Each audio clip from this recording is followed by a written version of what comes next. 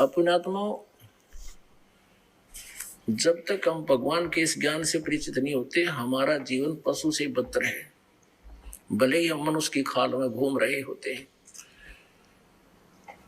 अब परमात्मा की जब सत भक्ति भी करता रहे, तार काम भी करे, और उस काम में बरकत भी मालिक दे, तार किले भी होते और भक्ति भी करता, तो दुर्गति नहीं होती।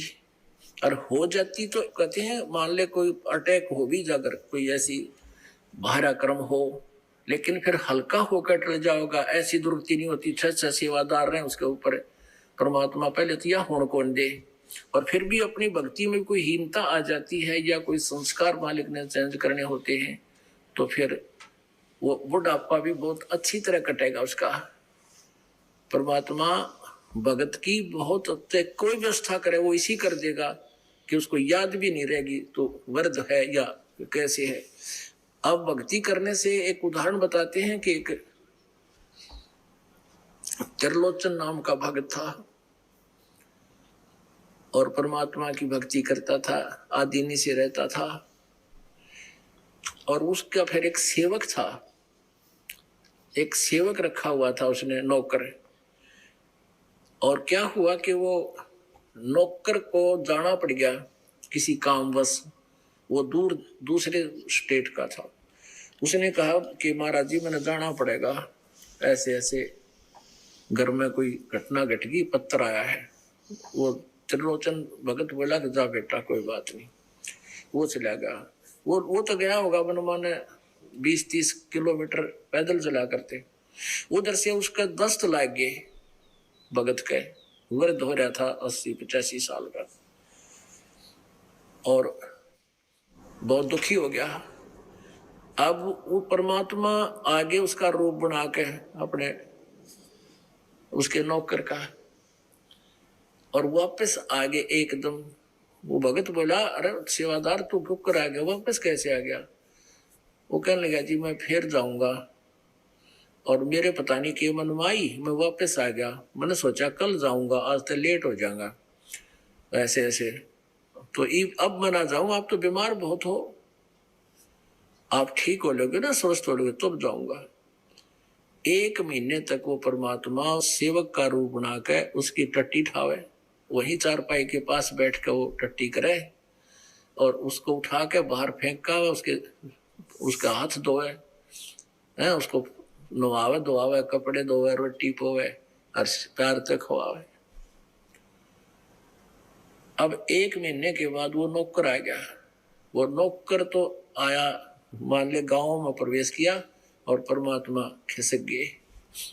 अब वो नौकर ले रहा सामान, करते जो भी उनके क्षेत्र में जो चीज होया करती, कोई मतीरा ले रहा, कोई सेब ले रहा है, और चूरमा बनवा के ला रहा सफर में, और आके वहां रख के और प्रणाम करी, कहने लगे महाराज 20 दिन की कह गया था, महीना लग गया, मैंने माफ करियो, आप ठीक हो?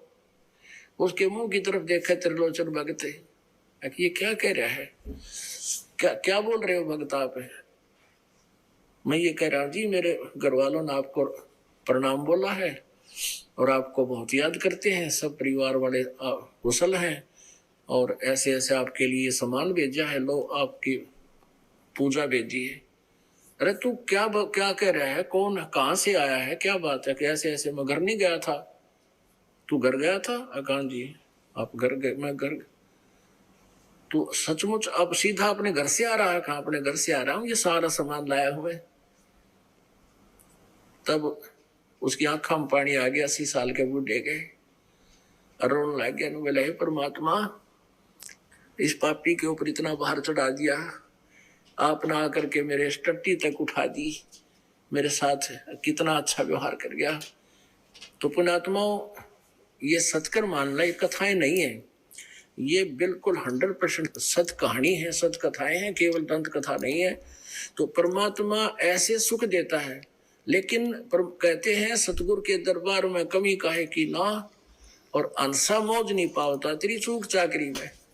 परमात्मा ऐसे लाभ देता है, लेकिन आप प्राप्त नहीं कर पा रहे उससे ये बेनिफिट, तो आपकी कोई सेवा शुश्रूषा में कमी रह रही है, आपकी कोई भक्ति में, कोई श्रद्धा में, आपके अंदर आस्था में या तरुटी है, जिस दिन यह निकल जाएगी उस दिन देखना नए नए चमत्कार आपको आगे दे पाओगे।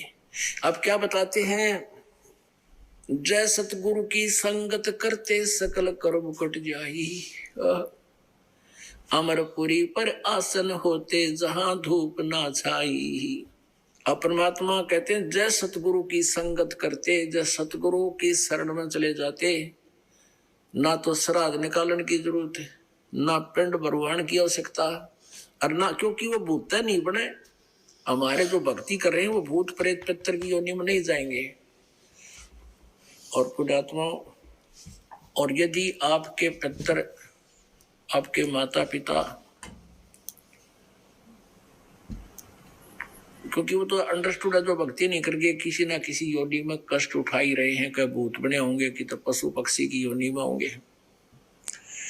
अब आपकी सच्ची श्रद्धा स्वाभाविक है कि आपकी आस्था जावेगी उनके प्रति के भगवान मेरे माता पिता की तो बहुत गुंडी दुरुक्ति हुई होगी, तो उसके लिए भी समाधान परमात्मा बताते हैं। आपके उन पितरों तक का छुटकारा आपकी भक्ति से हो जाएगा, और ऐसे हो जाएगा कि आपको पता भी नहीं चलेगा। इसका ये इतनी बेनिफिशियल है। कहते हैं भक्ति बीज होए जो हंसा, अरतारों तास के कुत्र वंशा। आने वाली 101 पीढ़ी तो पार होएगी, और जो पितर और योनियों में दुख पा रहे हैं उनको उनका भी छुटकारा हो जाएगा। उसकी विधि बताई जाती है।